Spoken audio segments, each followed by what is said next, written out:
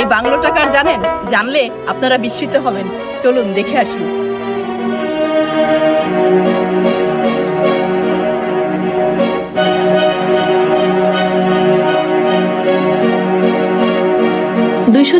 বছরের বেশি সময় ধরে এই বাংলো এক ব্রিটিশ কূটনীতিক চৌকস এক সামরিক ইঞ্জিনিয়ারের ইতিহাস বহন করছে।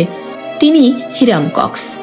1760 সালে জন্ম নেওয়া হিরাম কক্স ছিলেন ব্রিটিশ ইস্ট ইন্ডিয়া কোম্পানির একজন কর্মকর্তা। তিনি বাংলায় এসেছিলেন শরণার্থী নিয়ে কাজ করতে।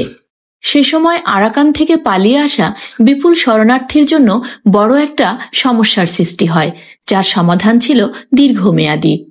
তাই কোম্পানির কর্তা হিরাম কক্স নিজের বসবাসের জন্য সমুদ্র তীরে রামুর ফতেখা ইউনিয়নে এই বাংলো তৈরি করেন।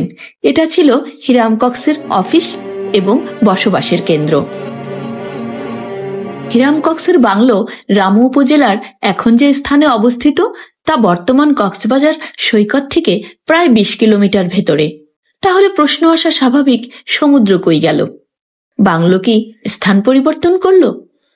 1790-এর দশকে হিরাম কক্স যখন এই বাংলো নির্মাণ করেন তখন সমুদ্রের উপকূল রেখা এখনকার মতো ছিল না।